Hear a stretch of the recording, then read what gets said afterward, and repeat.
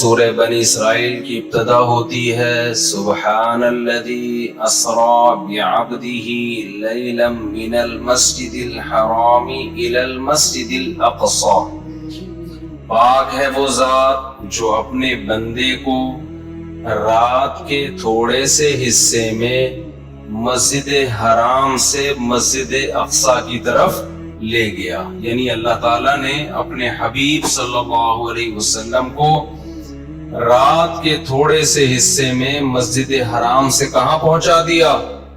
مسجد اقصی. یہاں تک تو قرآن سے ثابت ہے.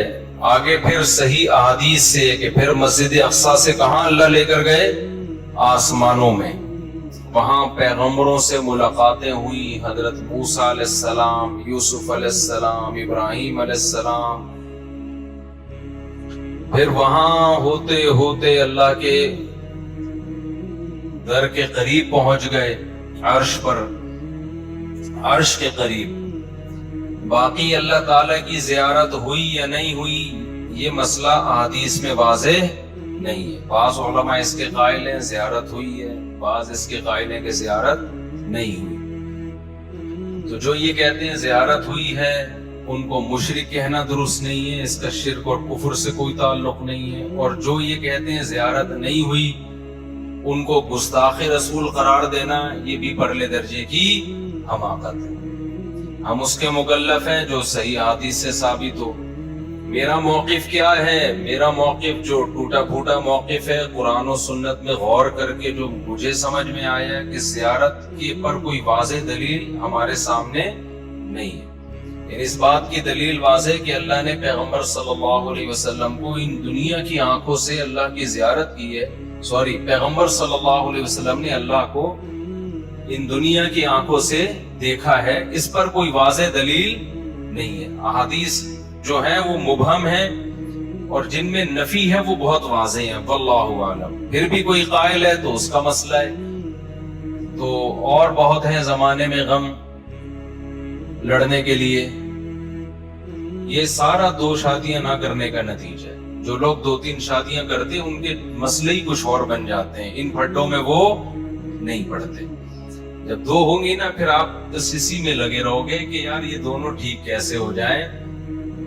تراویح بھلے 8 ہو بھلے 20 ہو. سارے مسئلے یہاں سے کھڑے ہوتے ہیں. جب امت کو بڑے غم نہیں ہوں گے تو چھوٹے چھوٹے غموں میں امت. میری رائے ہے کہ تراویح 20 رکعتیں، اور میری قرآن و حدیث سے مزین رائے ہے. کہیں آپ سمجھیں کہ میں بھی اس کا قائل ہوں. 8 رکعت پر کوئی واضح دلیل ہمارے پاس نہیں ہے. ابھی ایک اہل حدیث عالم کا فتویٰ پڑا کہ 8 رکعت سنتیں، اس سے زیادہ ہیں وہ غیر سنتیں، وہ نفل ہیں. تو وہ دلیل دیتے ہیں بخاری کی حدیث نا کہ 8 نبی رمضان غیر رمضان میں 8 پڑھتے تھے. تو ان اہل حدیث کی خدمت میں گزارے کہ بخاری ہی میں دوسری حدیث ہے کہ یزید فی رمضان ما لا یزید فی غیرہ. رمضان میں زیادہ عبادت ہوتی تھی تو اس کا مطلب 8 سے زیادہ پڑھتے تھے رمضان میں. اسی بخاری ہی کے اگینسٹ ہے. تو پھر 8 سے زیادہ سنتیں. تو بہرحال اس میں ہمارا جو موقف ہے وہ اجماع امت سے مزین ہے. چاروں ائمہ کا اجماع ہے کہ 20 سے کم نہیں ہے.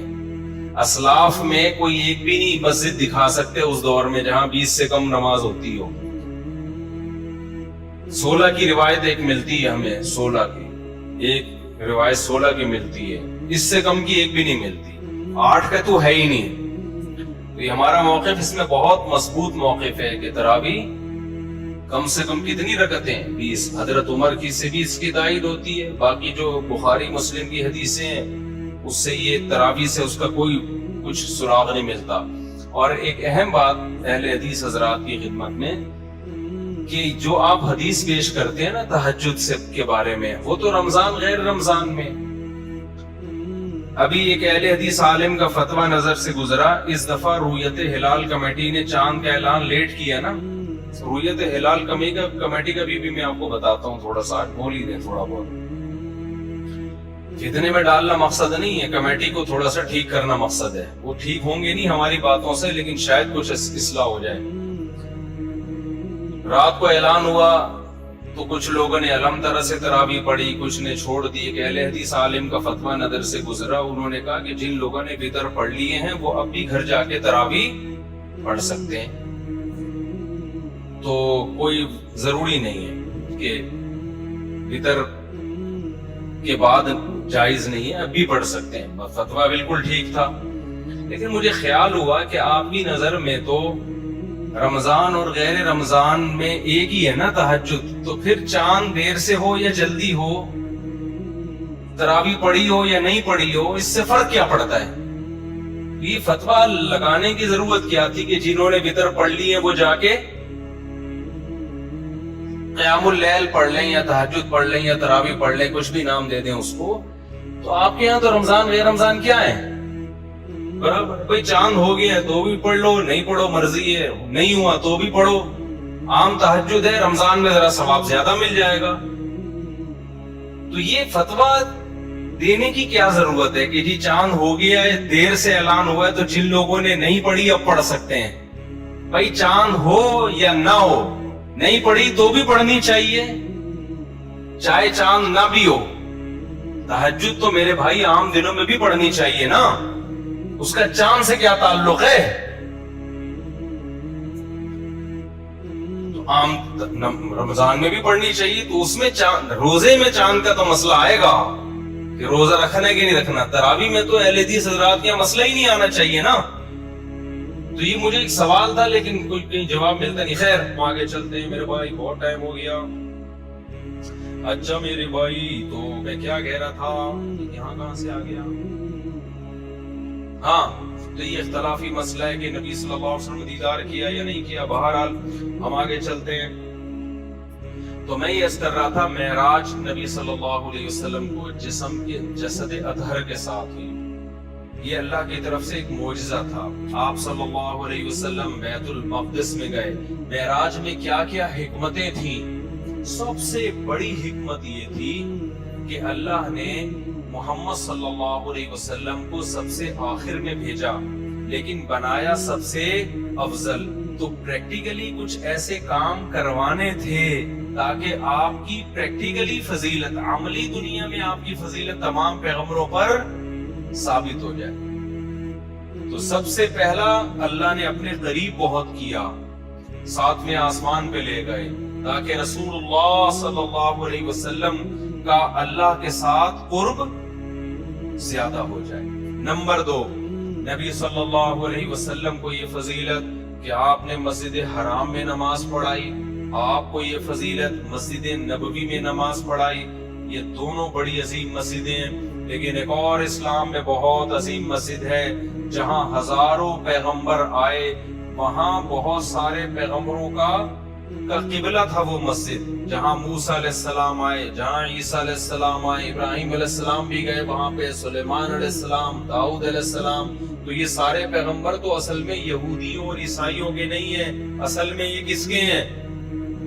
ہمارے. اصل میں تو ہم ان کی تعلیم پر عمل کرتے ہیں. یہود و نصارہ نے تو ان کا نام استعمال کیا ہے, ان کی تعلیمات پہ عمل نہیں کیا. ایک ٹرین میں نا ایک انگریز تھا, بر صغیر کا واقعہ ہے. تو اس نے ایک مولوی صاحب کو دیکھا, تم نے داڑھی دیکھی کہ تم نے کیسی صورت بنائی بھی؟ انہوں نے کہا جیسے تم ایسی بنائی جیسے تمہارے پیغمبر عیسیٰ علیہ السلام کی تھی. وہ بیچارہ لاجواب ہو گیا کہ یار ہمارے پیغمبر کو فالو کون کرتا ہے؟ فالو تو یہ لوگ کر رہے ہیں. تو قرآن کہتا ہے النبی اولا بالمؤمنین من, وہ قرآن کہتا ہے کہ ان اول الناس بابراہیم للذین اتبعوہ وہذا النبی. ابراہیم کے قریب یہ نبی ہیں اور جو ان نبی کو فالو کر رہے ہیں. یہود و نصارہ دعویٰ کرتے ہیں ہم ابراہیم علیہ السلام کو مانتے ہیں, وہ ہمارے پیغمبر ہیں. قرآن کہہ رہے ہیں اصل میں وہ کس کے پیغمبر ہیں؟ مسلمانوں. کیونکہ ان کی تعلیمات کو کون فالو کر رہا ہے؟ مسلمان فالو کر رہے ہیں. کیونکہ ابراہیم شرک نہیں کرتے تھے, وہ کسی مخلوق کو اللہ کا بیٹا نہیں کہتے تھے. تو اب چونکہ وہ بیت المقدس بھی بہت عظیم مسجد ہے, نبی نے فرمایا جس نے مسجد حرام میں نماز پڑھی 1,00,000 نمازوں کا ثواب, مسجد اقصی میں نماز پڑھی 50,000 نمازوں کا ثواب, اور مسجد نبوی میں نماز پڑھی 1000 نمازوں کا ثواب. تو مسجد اقصی کی بڑی فضیلت ہے. وہاں بہت سارے پیغمبر مدفون ہیں, دفن ہے وہاں پہ. تو اللہ یہ چاہتے تھے کہ اپنے حبیب صلی اللہ علیہ وسلم کو اس فضیلت سے محروم نہ کریں. اچھا, اس میں حکمت یہ تھی کہ نبی کی فضیلت میں بھی اضافہ ہو جائے کہ آپ مسجد اقصی میں بھی نماز پڑھیں اور مسجد اقصی کی فضیلت بھی اور زیادہ بڑھ جائے. اب ہم اگر مسجد اقصی جائیں تو ہمارے ذہن میں خلش رہے گی, بھائی یہاں موسیٰ کلیم اللہ آئے, بھائی یہاں یوسف علیہ السلام آئے, بھائی یہاں ابراہیم علیہ السلام آئے, بھائی یہاں پر داؤد علیہ السلام آئے, سلیمان علیہ السلام آئے, اور پتہ نہیں کتنے پیغمبر آئے, عیسیٰ علیہ السلام آئے, لیکن محمد صلی اللہ علیہ وسلم یہاں نہیں آئے. تو اللہ نے مسجد اقصی کی فضیلت کو 4 چاند لگانے کے لیے سید الانبیاء آخری پیغمبر کو بھی مسجد اقصی میں بھیج دیا. آپ وہاں جا کے نماز پڑھیں تاکہ مسجد اقصی کی فضیلت بھی بڑھ جائے. علماء جب وہ لوکیشن بتاتے ہیں یہاں نبی آئے تھے, یہاں اپنی امامت کی, ایک بات. دوسری حکمت کیا تھی؟ صحیح بخاری کی حدیث, صحیح مسلم کی حدیث کے تمام پیغمبروں کی ہمارے نبی صلی اللہ علیہ وسلم نے مسجد اقصی میں امامت کی ہے. اللہ نے تمام پیغمبروں کو جمع کر دیا, تمام پیغمبروں کو جمع کر دیا, سارے پیغمبر اکٹھے ہوئے وہاں پہ. اس میں بھی کیا مقصد تھا کہ ہمارے نبی صلی اللہ علیہ وسلم کی فضیلت کو ثابت, کیونکہ جو سب سے افضل ہوتا ہے اس کو امام بنایا جاتا ہے. ایک عالم ایک علمی نقطے کی بات کرتے تھے کہ دیکھو حدیث سے یہ بات ثابت ہے کہ سورہ فاتحہ صرف نبی پہ نازل ہوئی ہے. اس سے پتہ چلتا ہے کہ دوسرے پیغمبروں کو شاید سورہ فاتحہ نہ آتی ہو. تو جب ہمارے نبی نے نماز پڑھائی تو ان کے طریقے سے پڑھائی ہوگی یا اپنے طریقے سے؟ اپنے طریقے سے. تو فاتحہ نبی نے پڑھی, پیچھے جو پیغمبر تھے وہ کیا تھے؟ خاموش تھے. اس کا مطلب بغیر فاتحہ کہ ان کی نماز ہو گئی کہ نہیں ہو گئی؟ کیونکہ انہوں نے تو صرف سنی ہے. تو یہ امام حنیفہ کا موقف ہے, امام فاتحہ پڑھے گا, پبلک سنے گی تو نماز ہو جائے گی. لیکن یہ کوئی اتنی بڑی دلیل نہیں ہے کہ اس کو آپ مناظروں میں چیلنج کرنا شروع کر دیں. اصل دلائل ہمارے وہ حدیث ہے, من کان لہ امام فقراءۃ الامام لہ قراءۃ. صحیح حدیث ہے, جس شخص کا کوئی امام ہے تو امام کی قراءت مقتدی کے لیے کافی ہے. دوسری صحیح مسلم کی حدیث ہے, امام کو امام بنایا جاتا ہے تاکہ اس کی اقتدا کی جائے. اذا کبر فکبروا, تکبیر کہے تکبیر کہو. واذا قرأ فانصتوا, جب تلاوت شروع کر دے خاموش ہو جاؤ. واذا قال ولا الضالین, جب ضالین کہے تو آمین کہہ دو.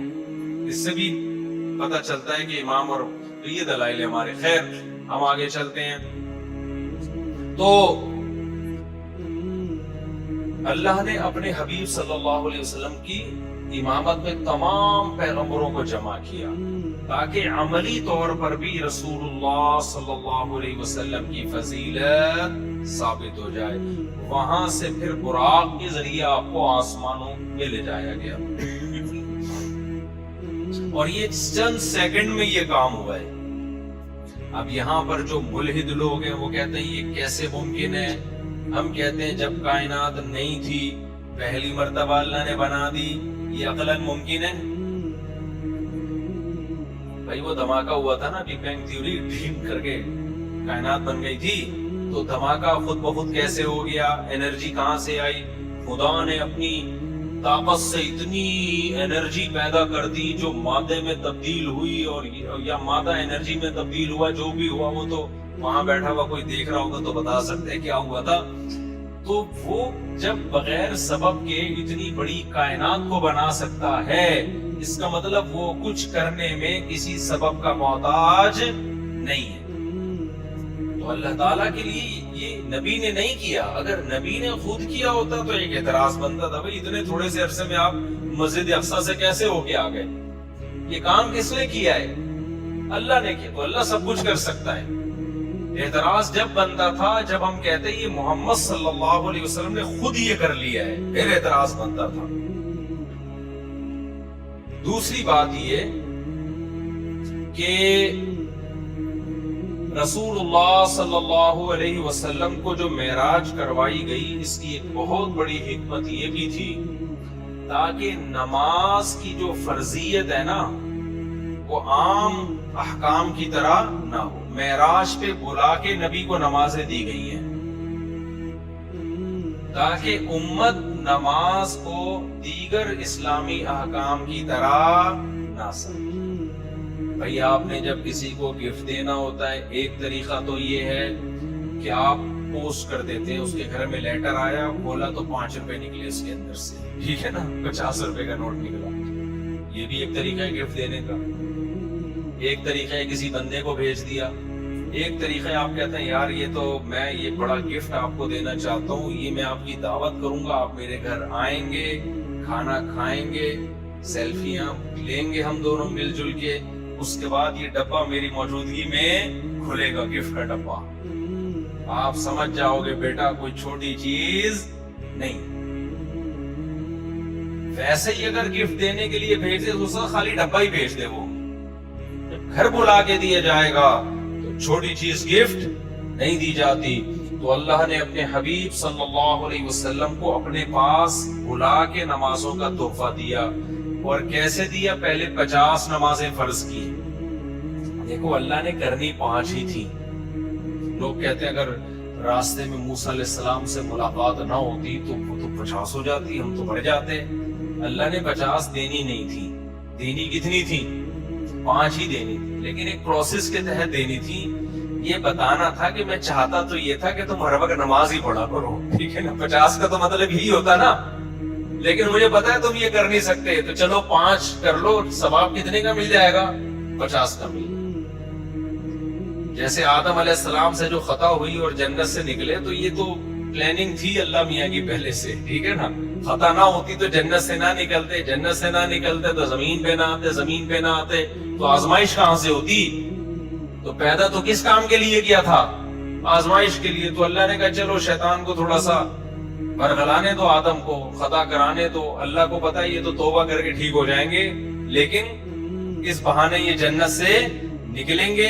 پھر ان کی اولاد کو میں بتاؤں گا کہ گناہ وہ چیز ہے جو آپ کو جنت سے نکالتا ہے، اور اگر گناہ ہو جائے تو توبہ وہ چیز ہے جو دوبارہ جنت میں لے جاتا ہے۔ اور یہ سبق بھی ملے گا کہ شیطان نے بھی غلطی کی، آدم نے بھی غلطی کی۔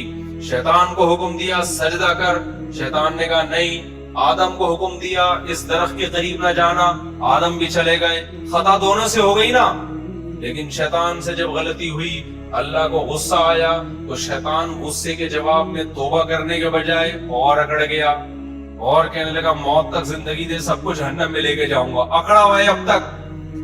اور آدم کو جب پتا چلا اللہ کو غصہ آیا ہے، تو آدم نے کیا کہا؟ ربنا ظلمنا انفسنا، اے ہمارے رب ہم سے اپنی جان پر ظلم ہو گیا۔ وَإِن لَّمْ تَغْفِرْ لَنَا وَتَرْحَمْنَا، معاف کر دے، تو نے معاف نہیں کیا برباد ہو جائیں گے۔ ثُمَّ اجْتَبَاهُ رَبُّهُ، اللہ کہتے ہیں ایسی پسند آئی توبہ، ہم نے آدم کو دوبارہ منتخب بنا دیا۔ تو ہم شیطان کی اولاد ہیں یا آدم کی؟ تو کام شیطان والے کرنے یا آدم والے؟ ہمارے ایک دوست ہیں مسقط میں، انہوں نے کارڈ چھپایا کہ اولاد آدم کی طرف سے حسن قرات کا انتظام کیا گیا ہے۔ ان کے دادا آدم نام ہے ان کے دادا، تو ان کے دادا کی اولادوں نے کوئی حسن قرات کی محفل کا انتظام کیا نا، تو کارڈ آیا اولاد آدم کی طرف سے۔ میں حیران کہ یار یہ آدم علیہ السلام کی اولاد تو پوری کائنات ہے، یا کوئی نئے بچے دریافت ہوئے آدم علیہ السلام؟ ہو سکتا ہے کہ پرانے غار میں سے نکلے ہوں، وہ آدم علیہ السلام کے جو سچی بچی کے قریب کے بچے ہوں، ان کی طرف سے انتظام۔ میں نے کہا یہ اولاد آدم تو سب لوگ ہی ہیں، تو یہ آپ لوگ کیا؟ انہوں نے کہا ہمارے دادا کا نام تھا آدم۔ میں نے کہا اللہ تعالیٰ آدم کی اولاد کو صحت اور عافیت والی زندگی اور ایسے پروگرام انعقاد کرنے کی بار بار توفیق عطا فرمائے۔ تو خیر ہم کس کی اولاد ہیں؟ آدم کی، شیطان کی نہیں ہے۔ تو کس کے طریقے پہ ہم نے چلنا ہے؟ آدم کے۔ غلطی سے بچنا ہے، ہو جائے تو کیا کرنا ہے؟ گڑ گڑانا ہے اللہ کے ساتھ، اے اللہ معاف کر دے، اے اللہ معاف کر دے، اے اللہ معاف کر دے. تو اللہ کہتے ہیں 100 بار گناہ کر کے 100 بار بھی توبہ کی تو معاف، توبہ میں تاخیر ہو سکتی ہے، اللہ کی طرف سے معافی میں تاخیر نہیں ہوگی. تو یہ بھی حکمت تھی. خیر، تو اسی طرح جو رسول اللہ صلی اللہ علیہ وسلم جب معراج پہ گئے نا تو اللہ نے جو 50 فرض کی تھی، اللہ کو پتا تھا یہ نہیں پڑھیں گے 50 نمازیں. شادیاں کس وقت کریں گے پھر یہ اگر 50 نمازیں پڑھیں گے؟ 4 شادیاں بھی تو کروانی ہے نا، بچے بھی پلوانے ہیں ان سے. تو ہر وقت باوضو رہیں گے، یہ تو پھر کیا خیال ہے؟ ان کا تو وضو ہی نہیں ٹوٹے گا کبھی. تو اللہ میاں نے موسیٰ علیہ السلام کے دل میں ڈالا کہ یہ 50 نمازیں لے کر آ رہے ہیں نبی صلی اللہ علیہ وسلم. لیکن حضرت موسیٰ کے دل میں اللہ نے ڈال دیا کہ کیا کرنا؟ اعتراض کرنا. حضرت موسیٰ سے ملاقات ہوئی، کیا دیا گیا؟ آپ نے فرمایا کہ 50 دی گئی ہیں. حضرت موسیٰ نے کہا میری امت پر تو اس سے کم نمازیں فرض ہوئی تھی، وہ پوری نہیں کر سکے، آپ کی امت کیسے کرے گی؟ ہوتے ہوتے کم کرتے کرتے کتنی ہو گئی؟ 5 نمازیں. تو حضرت موسیٰ علیہ السلام سے اللہ کرے ہم سب کی ملاقات ہو جنت میں، ہم سب ان کو مبارکباد دیں گے. حضرت آپ کا بہت بہت شکریہ. کیا خیال؟ تو لیکن حضرت موسیٰ سے ایک دفعہ بات کر کے نہ ہٹ جانا، کیونکہ بہت زیادہ جلالی پیغمبر ہے. میں نے بتایا تھا نا، موت کا فرشتہ آیا انسانی شکل میں. حضرت موسیٰ نے پوچھا کیسے آنا ہوگا؟ اس نے کہا آپ کی روح قبض کرنے. حدیث میں آتا ہے کھینچ کے تھپڑ لگایا، اس کی آنکھ نکل کے گر گئی باہر. ٹھیک ہے، جلال بہت تھا. اپنے بھائی ہارون کی داڑھی پکڑ کے کھینچا تھا نا وہ، کہ یہ قوم کیا کر رہی ہے. تو خیر، تو یہ معراج میں بہت ساری حکمتیں تھیں، بہت ساری. پھر رسول اللہ صلی اللہ علیہ وسلم کے اس معجزے کو اللہ نے ثابت بھی کیا. مشرکین نے پوچھا کہ آپ کیسے دعویٰ کرتے ہیں؟ اگر آپ گئے ہیں تو بتائیں مسجد اقصیٰ کیسی ہے؟ آپ صلی اللہ علیہ وسلم نے فرمایا کہ مجھے پورے طور پہ، کیونکہ ایک دفعہ جب کوئی شخص ہو کے آتا ہے اسے پورا تھوڑی یاد ہوتا ہے کہ کون سا ستون کدھر ہے اور کون سی جگہ